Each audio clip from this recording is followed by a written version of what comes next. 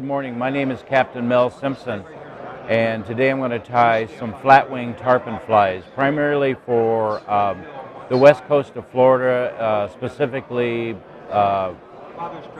Homosassa area in May for the really large tarpon, world record fish.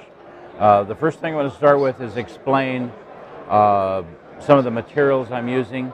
I'm using a Mustad C68Z SS hook.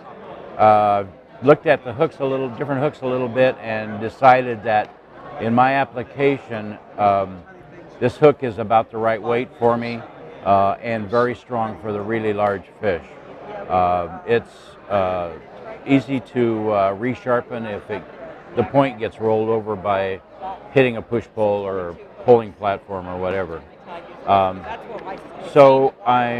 The first thing I'm going to do, even though it's a very sharp hook, I sharpen every hook before I tie, regardless of what it's made of. And in this case, I only have to give it a little bit of the file just on the bottom edge, and it becomes really sharp.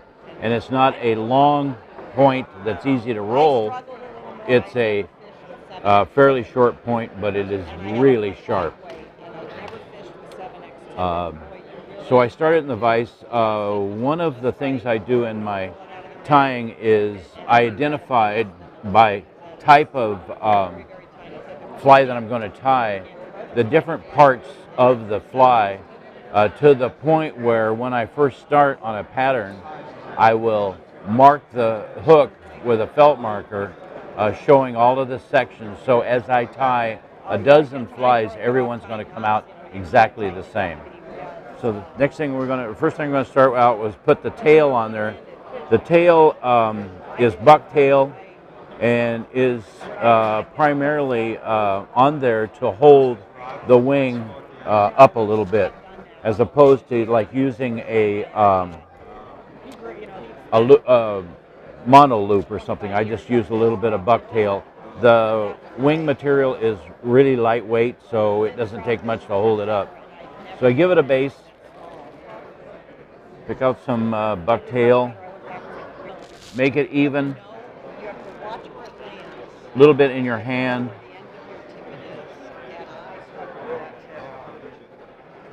Trim it and clean it a little bit. Put it in the stacker for a few taps to not completely even out the end, but get it just a little bit.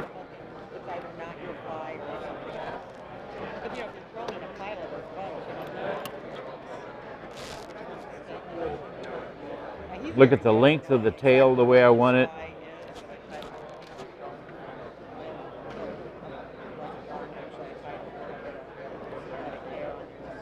Tie it down, raise it up, and then flatten it out. And flatten it out allows you to see the tail a little bit, but as well as it gives it a nice base for the wing to sit on. The wing material that I use is whiting hen. Dr. Whiting has developed his feathers to the point where now I can use his hen feathers. They're big enough, wide enough that they give me a good profile, and I can use them in tarpon flies. Just really beautiful feathers. So I'm going to use a grizzly and a plain color that I have dyed myself to get my own colors. Now I will sometimes on the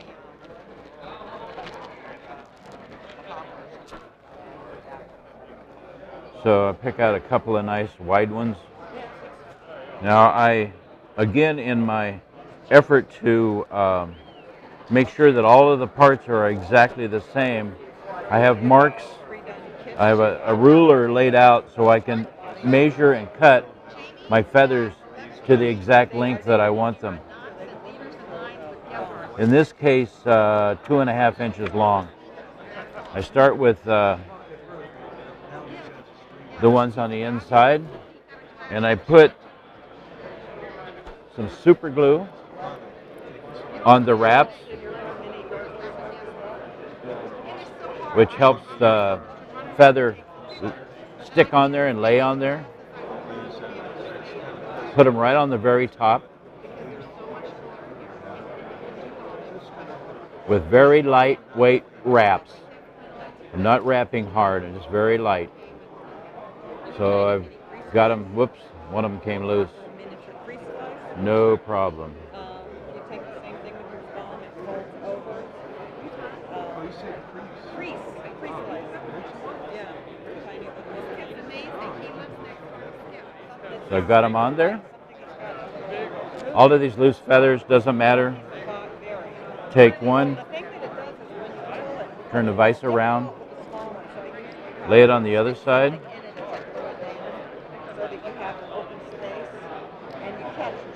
Tie it on. And you want this open.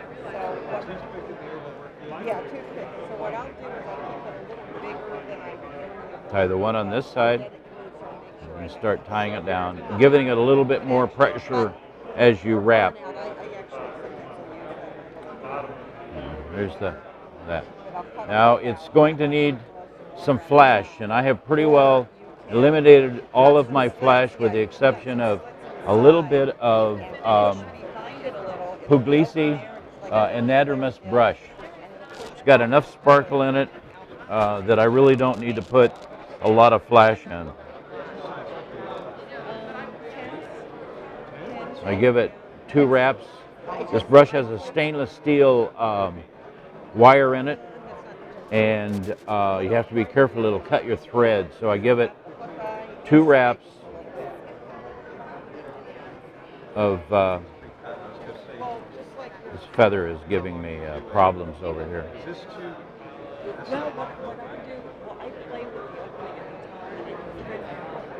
Doesn't want to lay flat.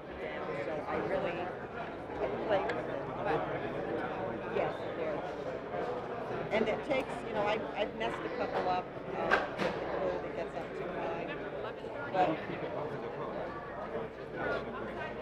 I hold it, or I'll use, yeah, I can use it. You want to be careful when you cut it because it is stainless steel, so you don't want to use your scissors. Or I'll cheat and use something like a hemostat I have. Take my thumbnail and push down the wire flat so it won't cut my thread. Feel it, make sure it's fairly smooth. And at this point, I go all the way forward with my threads so I can determine exactly where I want my head to stop. The end of the fly is going to stop right there. So then I've got that section all laid out exactly and planned how I want it. I pick out that brush a little bit so it shows through. And then I put my marabou on. And I use, in this case, a variegated marabou and a fairly short marabou. I don't want it to be over the length of the fly, the end of the fly, the end of the wing. In order to keep it from breaking, because it's very fragile, I wet it, sort of get it clumped together. Take my hackle pliers.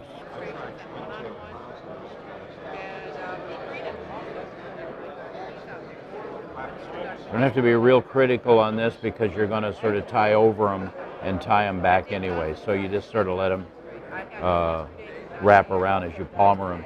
Usually give it 3 wraps, sort of depending on how big the barbules are of the marabou. But 3 is about it. Wrap over it.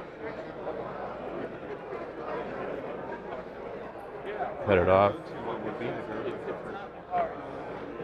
Wrap it back, like I said, and tie over it.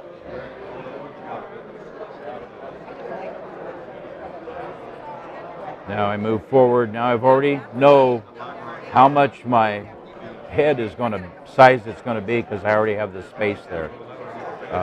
Take a clump of finished raccoon. Look at the size I want.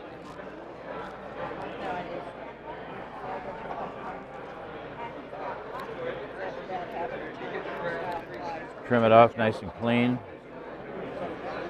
Lay it on there. At this point, I have a fairly good sized clump of raccoons, so I don't want it to be too thick on just the top. So I take my finger and I spread it out, my fingernail, and I spread it out around the hook just a little bit, so it's about half of the fly. I can tie all of that down, working my way back. So there's half of it. Raccoon on. Spread it out with my fingernails to match, run into the other raccoon that I put on earlier.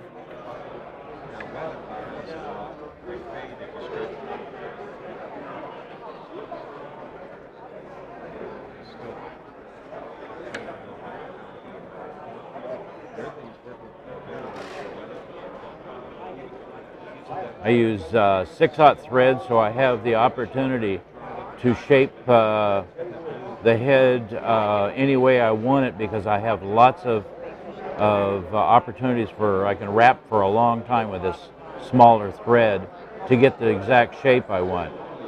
So now I am going to put a base here for what is almost like a strike indicator, but it's really an indicator so that from a guide's point of view, I can see the fly in the water. We're using clear lines a lot now, so it's getting harder and harder to see the fly.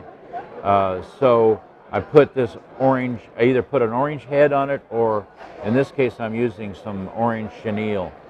And I give it one wrap. I call it a buzz head.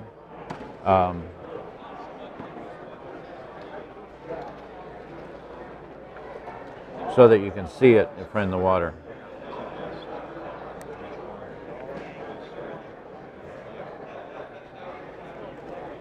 Go ahead and finish off the head.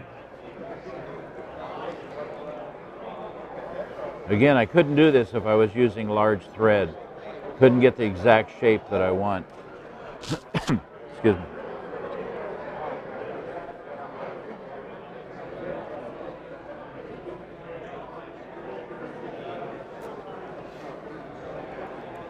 Give it a coat of 3-minute epoxy or 5-minute epoxy, and the fly is done.